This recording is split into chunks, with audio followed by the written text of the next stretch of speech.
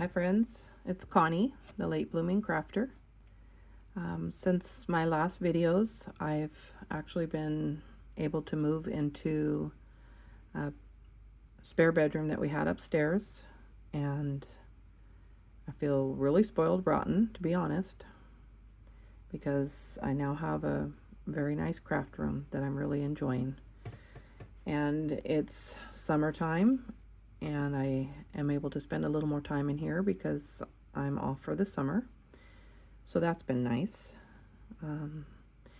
I started this journal months and months ago, this one that I want to do a flip through of, when I was still downstairs. I think I alluded to it or showed it a little bit in one of my previous videos.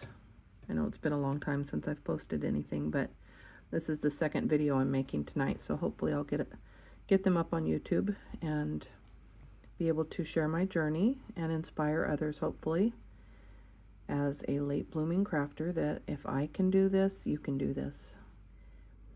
Now this is a envelope flip journal that I did coffee dye the envelopes, but probably didn't need to because I ended up gluing pretty digital paper on them. So probably a little bit of a waste, but that's okay. We don't always know what we're going to do. And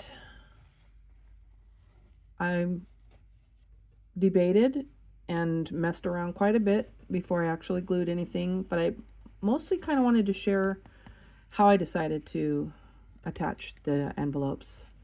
These, I put papers and signatures inside the envelopes and then attach them. As you can see, this envelope I lined and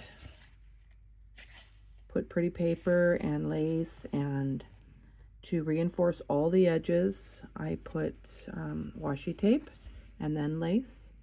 And so I attached the first small envelope to the next envelope that I did the same thing to, and used the edge here, I don't know what that's called actually, of the envelope, the flap, I guess, and attached it to the envelope that way. And then the second envelope, I did the same thing and attached it with the flap to the next larger envelope. And I reinforced the edge where you would be getting in and out to get your signature out with some more of the pretty matching digital paper. And then that was a fairly large envelope, that third one, and I went ahead and left the back flap of it unglued to the next envelope, which I glued to the back of that last envelope flap, as you can see there. And it's got goodies in it as well, and they've all been reinforced on the edges. And oh, that wasn't even the last envelope. It's been a while since I've looked at this, I guess. So as you can see, I kind of started another set here and attached it to that large third envelope. These are not glued. These are just inside this second envelope of the back portion that was attached to the large. It sounds kind of confusing. I hope I'm not too confused or confusing you. But hopefully you can see while I'm explaining this what I've done. So gorgeous digitals. And then this last back one, I put a handkerchief, a vintage handkerchief, and I just think it turned out beautiful. The papers are absolutely gorgeous. And then of course you can't go wrong with lace, and it kind of has a waterfall effect. And it's for my husband's cousin. She wanted to have something that she was visiting when I was making this, and she said this would be so nice for her to be able to put scriptures in when she's studying. So I tried to create a lot of space for her and use a lot of stamps that were scriptures. I'm not going to take as much time going through all the signatures because it's already going to be lengthy. But it turned out really cute. And lots of journaling space, lots of cards, and lots of scripture stamping and a few other stamps. And decoration and whatnot.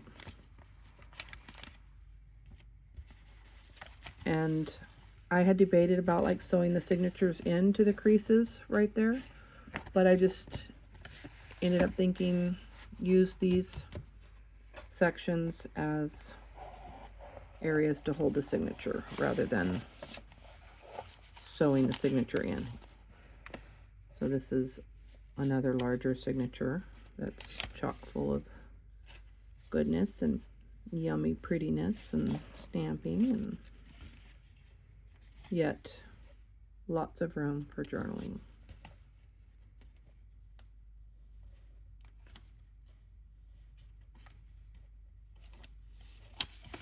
And a mixture of papers from my stash and some sheet music,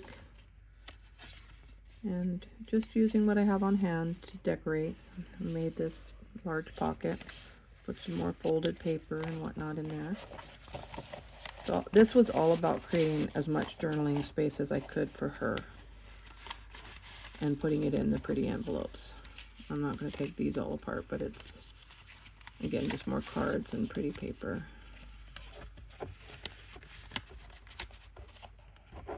And then more paper inside cards, old stationery cards and whatnot, and then more digital printed out, and made cards out of the digitals.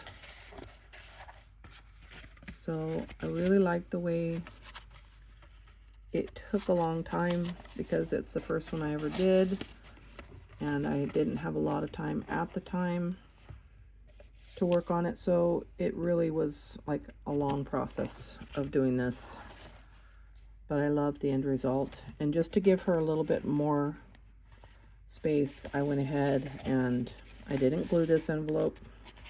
It's just going to be an add-on, and made another signature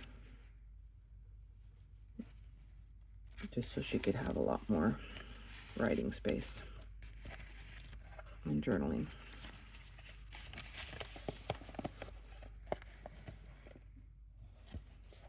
A lot of copy dyed.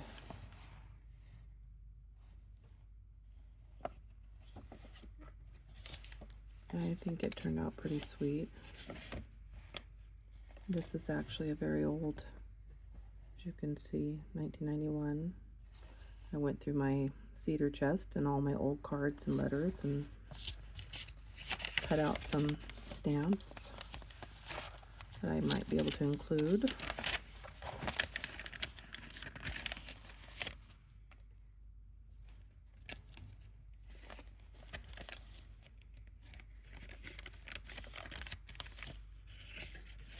Pretty old-fashioned looking. I really liked the way this one turned out.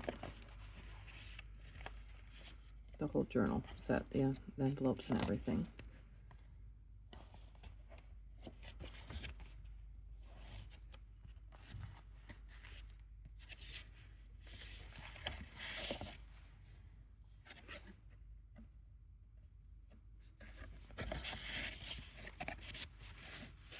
And I don't know where I actually put it.